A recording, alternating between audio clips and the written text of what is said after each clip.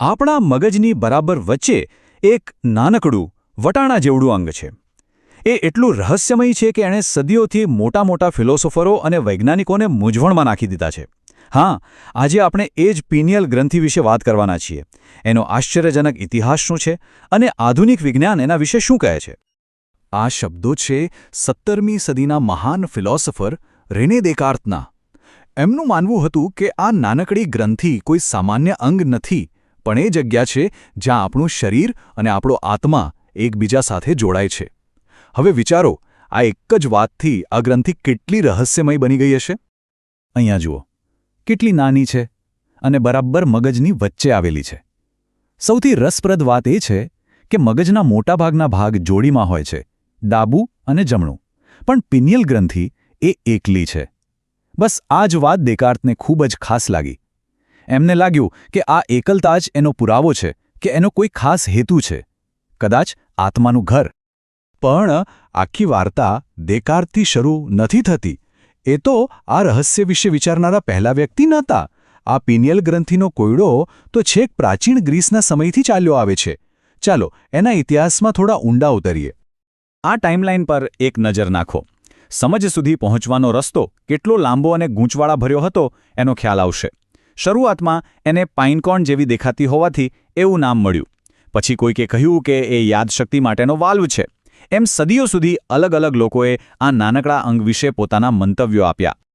હવે એ સમયના સિદ્ધાંતોને સમજવા માટે એક કોન્સેપ્ટ સમજવો જરૂરી છે, સાયકિક ન્યુમા. એને તમે એક પ્રકારની જીવનશક્તિ કે પછી આત્માનો શ્વાસ કહી શકો. પ્રાચીન ડોક્ટરો માનતા હતા કે આ એક સૂક્ષ્મ પદાર્થ છે જે આપણા મગજમાં ફરે છે અને આપણા વિચારો અને ક્રિયાઓ પર કંટ્રોલ રાખે છે.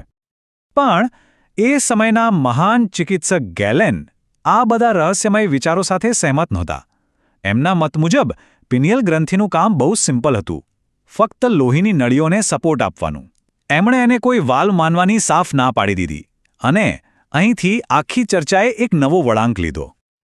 પછી આવ્યા મધ્યયુગના વિચારકો અને એમણે તો આખી વાતને એક નવા જ લેવલ પર પહોંચાડી દીધી. એમણે શારીરિક પોસ્ચરને મગજના કામ સાથે જોડી દીધું.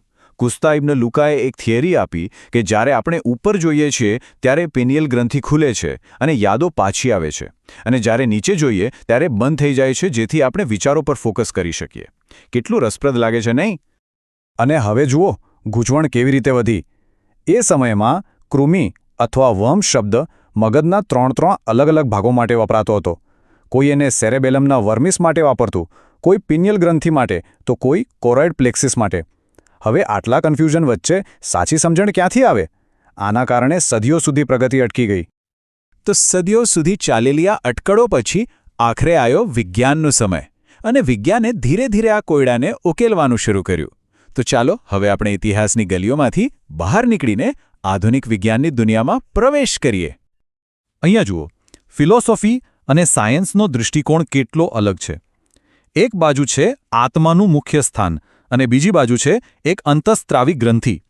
એક તરફ વિચારોનું કેન્દ્ર અને બીજી તરફ શરીરની 24 કલાકની ઘડિયાળ.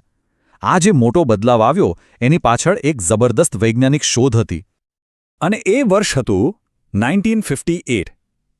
આ એક ખૂબ જ મહત્વનું વર્ષ હતું, કારણ કે આ જ વર્ષે એરોન બી લર્નર નામના એક સ્કિન સ્પેશિયલિસ્ટ અને એમની ટીમે પિનિયલ ગ્રંથિમાંથી એક રહસ્યમય હોર્મોન શોધી કાઢ્યો. અને એ હોર્મોનનું નામ હતું મેલાટોનિન. બસ આ એક શોધે પિનિયલ ગ્રંથિના રહસ્યનો પડદો હટાવી દીધો. આ એ જ હોર્મોન છે જે આપણા શરીરને સિગ્નલ આપે છે કે ચલો હવે અંધારું થઈ ગયું, સૂવાનો સમય થયો અને હવે સવાર પડી, જાગી જાઓ. તો આ મેલેટોનિન બને છે કેવી રીતે?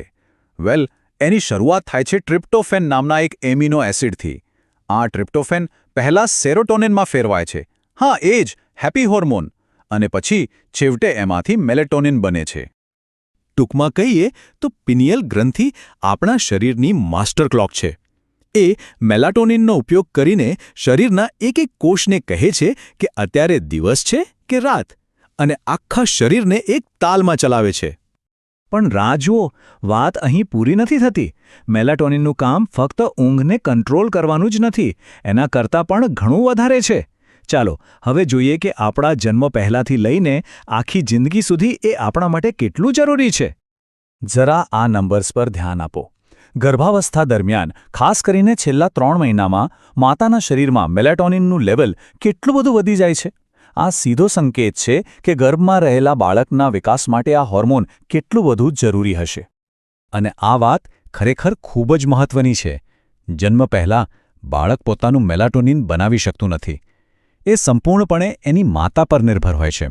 માતાના શરીરમાંથી મળતું મેલાટોનિન જ એને બહારની દુનિયામાં દિવસ અને રાતનો તાલમેલ શીખવાડે છે. આ એનું દુનિયા સાથેનું પહેલું કનેક્શન છે. અને લિસ્ટ હજુ આગળ વધે છે. મેલાટોનિન એક પાવરફુલ એન્ટીઓક્સિડન્ટ પણ છે. એટલે કે એ આપણા કોષોને ડેમેજ થવાથી બચાવે છે. એ ગર્ભના મગજનું રક્ષણ કરે છે. શરીરમાં સોજો ઘટાડે છે. સાચું કહું તો આ એક સુપર હોર્મોન જેવું છે. સારું, તો આ તો થઈ એની બાયોલોજીની વાત. પણ હવે આપણે આ વાર્તાને આજના સમયમાં લાવીએ. એક સવાલ એ છે કે શું આપણી આધુનિક જીવનશૈલી અને આપણું પર્યાવરણ આપણી આ માસ્ટર ક્લોક માટે કોઈ ખતરો તો નથી ને? અને આ એક બહુ ગંભીર સવાલ છે. કારણ કે આપણા પર્યાવરણમાં કેટલાક એવા કેમિકલ્સ છે જેને એન્ડોક્રાઇન ડિસ્રપ્ટર્સ કહેવાય છે. આ એવા કેમિકલ્સ છે જે આપણા શરીરની હોર્મોન સિસ્ટમ સાથે છેડા કરી શકે છે. અને એવું બની શકે છે કે પિનિયલ ગ્રંથિ પણ એનાથી પ્રભાવિત થતી હોય. આ વિષય સાથે જોડાયેલી એક દલીલ ફ્લોરાઇડ વિશે છે. કેટલાક સ્ત્રોતો અનુસાર દાંત પર જોવા મળતા ડેન્ટલ ફ્લોરોસિસના કેસ વધી રહ્યા છે. આ દલીલ મુજબ તે સૂચવે છે કે છેલ્લા 70 વર્ષોમાં લોકોનો ફ્લોરાઇડ સાથેનો સંપર્ક વધ્યો છે.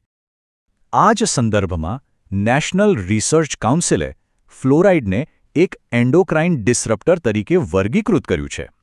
અને ડૉક્ટર જેનિફર લ્યુકના એક સંશોધનમાં એવું પણ જાણવા મળ્યું છે કે ફ્લોરાઇડ ખાસ કરીને પિનિયલ ગ્રંથિમાં જમા થાય છે.